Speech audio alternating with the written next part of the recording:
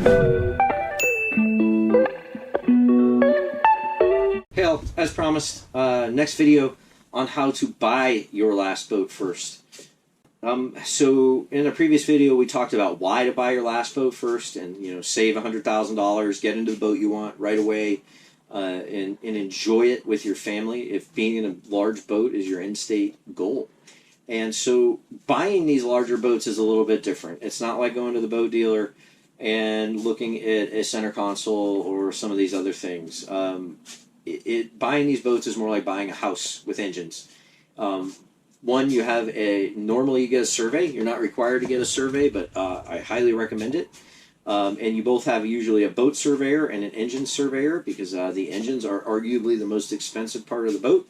On this particular boat, the engines are $35,000 each, and that's just the engine, not the installation, etc., right? So you want to make sure when you're buying those, they're in good shape. The way the large boat yacht buying process goes is you either have a broker, you normally have a broker that's helping you, kind of like a realtor, and what you do is you look for the boat. When you find a boat that you like, you put down a 10% deposit of the purchase price in escrow. That's usually on the second one. Normally you'll just go look at it if it's local. If you're flying or traveling to go look at this boat, you're probably going to put the 10% down, because you're probably going to want to do the sea trial when you're there. You have to put the 10% down to do a sea trial, right?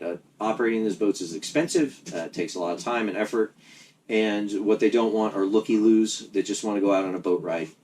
So what happens is you put 10% into an escrow account, and it's totally safe. We tried this. We actually went through 3 boats before we got to our boat. And every time we passed on a boat, that 10% of the purchase price came right back to our bank account. So once that 10% is in escrow, you line up a surveyor, you line up an engine, you line up a boat surveyor or a hull surveyor, you line up an engine surveyor, and you all meet with the owner or the owner's captain and the broker, and you go out on a 3 or 4 hour, maybe 5 hour boat trip. You will pull out of the slip. The surveyors will be all over the boat, particularly the engine surveyor will want to do something when it's cold to check all the stuff before the engines get hot. And then you'll head off to a marina and do what's called a quick haul. So you'll schedule a quick haul at a marina. The boat will come out on a travel lift. It will remain in the travel lift, but it will allow your hull surveyor to go around and tap the bottom of the hull with a hammer, look at the running gear. You can check the condition of the bottom job, etc., etc., etc., allowing you to get a good feel for the boat. Once you've done that quick haul and everything's been checked, you will get set back down in the water, and then you will go out and normally do the engine performance checks. You wide open throttle. You'll do a back down check, which is where you go in reverse and push the boat until the props cavitate to make sure that the stringers where the boat engines are mounted aren't rocking or doing anything weird. And then you'll head back to the slip wherever the boat started at. The engine surveyor will jump in and get oil samples. Those aren't mandatory, but highly recommended. The transmissions, the engine, and the generator. Well worth the extra money when you do that. And then everybody kind of goes their separate ways. You can spend as much time in the boat as you want. That's kind of part of the sea trial. I highly recommend you spend the day there with your surveyor. Help them out. They're going to know a lot more than you, but you're also more interested in the boat than they are, right? And so you're going to get that survey done with them. They're going to take a bunch of pictures. They're going to write a bunch of stuff down. And then at the end of the day, they're going to go home and they're going to write you a survey. And that survey is normally going to come via email and a PDF, and it will have all the things they found, all of the stuff that's been, identified.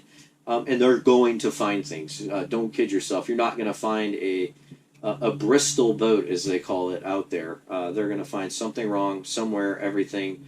And then it's going to be up to you and the broker and to decide whether you want to move forward with that boat or not.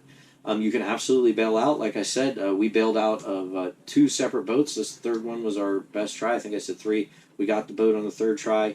And we had some pretty interesting experiences. But really, once you have that whole process done, it's just a matter of waiting for it to close. Normally, there are repairs that come up in the survey, and you negotiate with the owner for what they will do, or either take money off the purchase price, or they will fix those before the boat is delivered. Oftentimes, that takes a while to get a slot in the marina. So, from flash to bang on buying one of these big boats can sometimes be months. or it could go as fast as a few weeks. But by the time you've identified the boat, you've gone and looked at it, you've sea trialed it, you've gotten the survey, you've negotiated with the owner, it's gone to the boat yard for repairs, the repairs are complete, it gets back in the water, it can take a hot minute. But it's well worth it to go through that and know what you are buying. Again, nobody requires you to get a survey when you buy a boat, but buyer beware. If you buy a well north of $150,000 asset, you probably want to know what you're getting. Otherwise, there have been horror stories of people buying wet boats, meaning the hull has been compromised somewhere and water has gone in and soaked the entire hull, and there's nothing they can do about it at that point. They own the boat. There's no buyer's remorse. So getting that survey is really important. So buying these big boats, it's a fun process, but ultimately you're going to want to get the hull survey, the engine survey. You're going to go on the sea trial, and then you're going to go through that negotiation with the owners on repairs, and then you're going to get to go bring your boat home, which is pretty exciting. So sometimes that could be across town or across a bay or a bayou, or sometimes it could be like us. It was in South Florida. We are in Northwest Florida, and we got to take a 3-day boat trip to bring the boat home, which was a great way to get used to the boat. So hopefully how to buy your last boat first was helpful. If it was, hit subscribe and smash the bell so you hear the next videos. I think the next video will be like how to deliver your boat, and we'll think about that and talk through the process of taking your boat after you've purchased it and getting it home.